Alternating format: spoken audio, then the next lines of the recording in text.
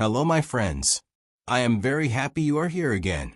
Sit down, relax, and let us travel far away to a hot jungle full of green trees, bright birds, and ancient stone cities. Today we will listen to a deeper story about the Mayan people and their amazing world. A very long time ago, more than 2,000 years ago, there was a great civilization in Central America. This land is now Mexico, Guatemala, Belize, and parts of Honduras. But at that time, it was the home of the Maya. The Maya built many cities. Some cities were very large, with thousands of people. They built pyramids from stone, very tall, very strong. Some pyramids were more than 60 meters high. People climbed many steps to reach the top. In one of these cities, called Tikal, lived a young boy. His name was Itzum. He was 12 years old. He lived with his family in a small house made of wood and mud. The roof was made from palm leaves. It was simple, but it was home. Every morning, the sun rose slowly above the jungle. The air was warm, and the sounds of animals filled the forest. Itzum woke up early. He helped his father in the fields. The Maya were farmers.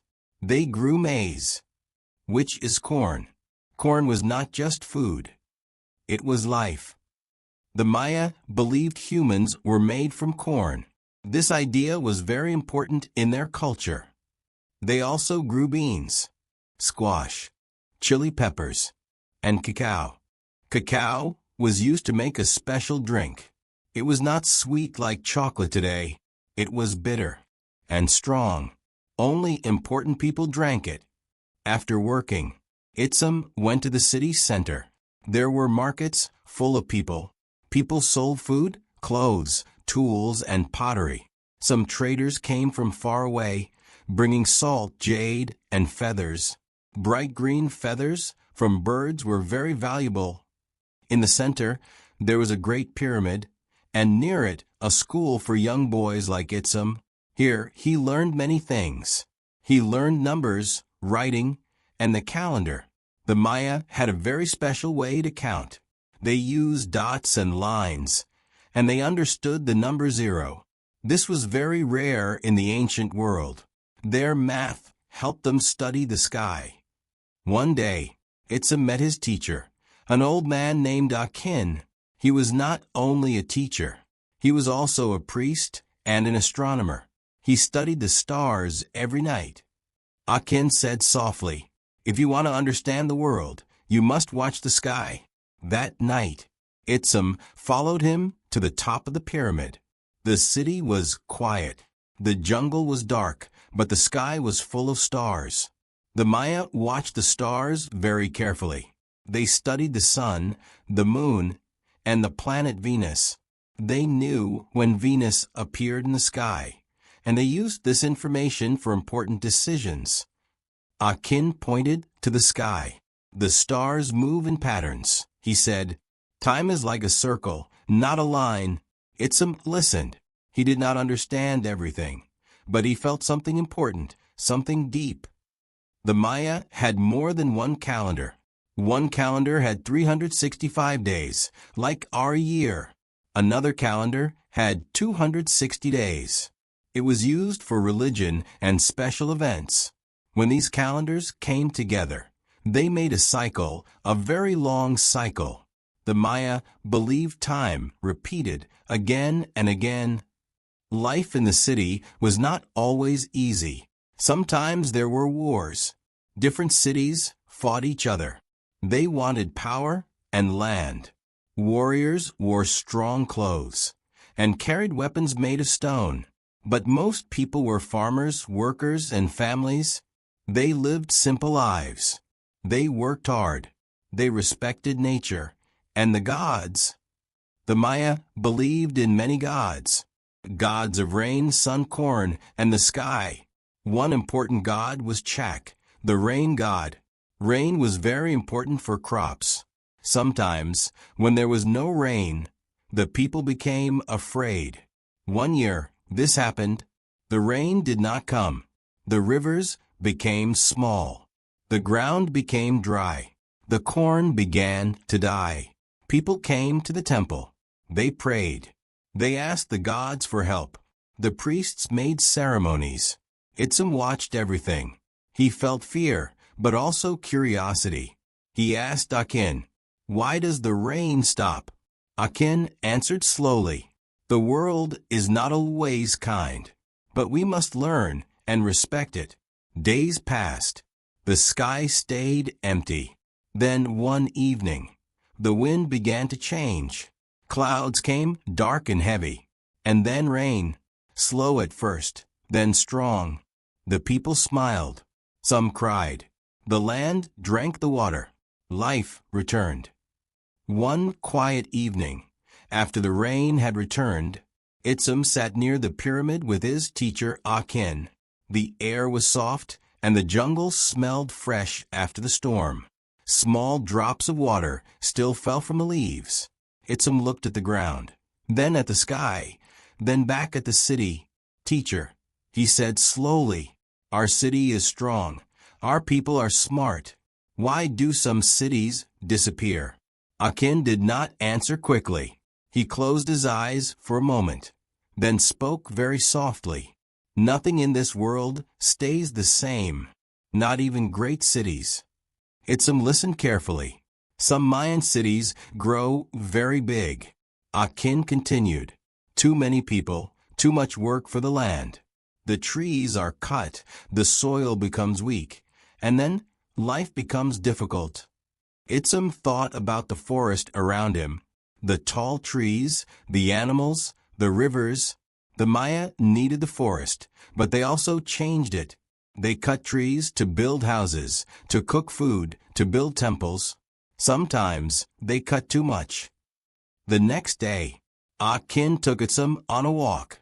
They left the busy center and walked into the jungle. After some time, they reached a strange place. There were stones on the ground, old walls, broken steps, covered with plants. "What is this place?" Itzum asked quietly. Akin looked at the ruins. This was once a city. Itzum felt a cold feeling inside. A city here. Yes. Many years ago, people lived here. Children played here. Priests watched the sky here. But now, it sleeps under the jungle. Itzum walked slowly between the old stones. He touched the walls. They felt rough and warm. Why did they leave? He asked. Maybe no water. Maybe no food. Maybe war. Akin said, "We do not always know." They stood there for a moment. In silence, the jungle was quiet, like it was keeping a secret. After that day, Itzum began to see his world differently. He understood that even great cities could fall. So he wanted to learn more, not just about the sky, but about people, about life, about balance. One afternoon, he went to the market again. But this time, he watched more carefully. He saw traders from faraway lands. Some came from the mountains. Some came from the coast. They brought obsidian, a black stone, very sharp, used for tools and weapons. They brought jade, a green stone, very beautiful, used for jewelry. Kings and nobles loved jade. They brought salt, which was very important, and cacao beans, which were sometimes used like money. Yes, money. The Maya did not have coins like today. They often used cacao beans to trade. 10 beans, 20 beans, people counted them carefully. Itzum smiled. It felt simple, but also very smart. Later, he visited a group of builders. They were working on a new temple. Huge stones were moved slowly. There were no metal tools, no machines, only people, ropes, and great effort. "How do you build something so big?" Itzum asked one man. The man smiled. Slowly, together. The Maya worked in groups. Families helped each other.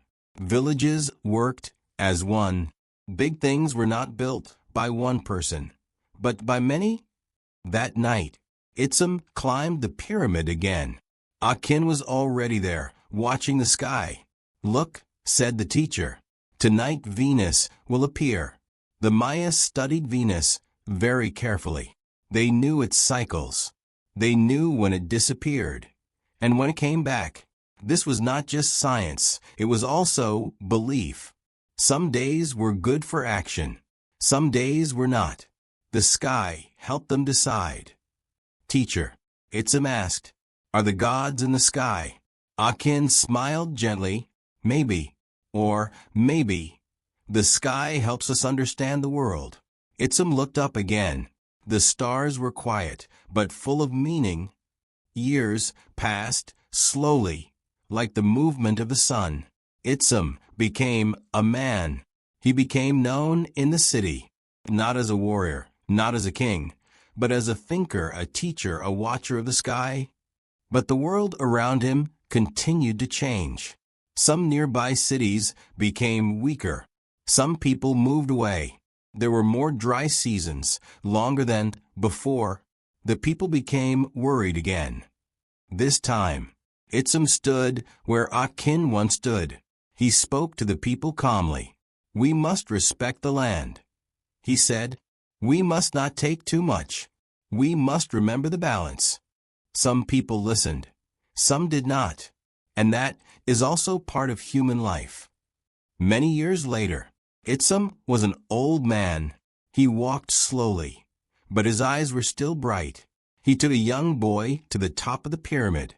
"Look at the sky," he said softly, just like Akin once told him.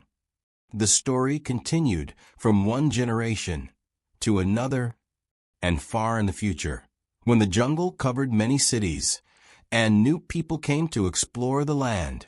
The stones still stood. The pyramids still touched the sky. And the knowledge of the Maya, their calendars, their writing, their understanding of the stars, still amazed the world. Because the Maya were not just people of the past. They were thinkers, scientists, farmers, artists, and their story, like the stars, continues slowly, quietly, forever. Thank you for staying with me again. Now this is closer to what you wanted, longer, deeper, more real life inside the story. If you want, next time I could make an even bigger story, maybe about one full Mayan city, or a mystery story inside a pyramid. Tell me what you feel. I am listening. And you are doing something really good. You are training your English with patience. See you again soon, my friend.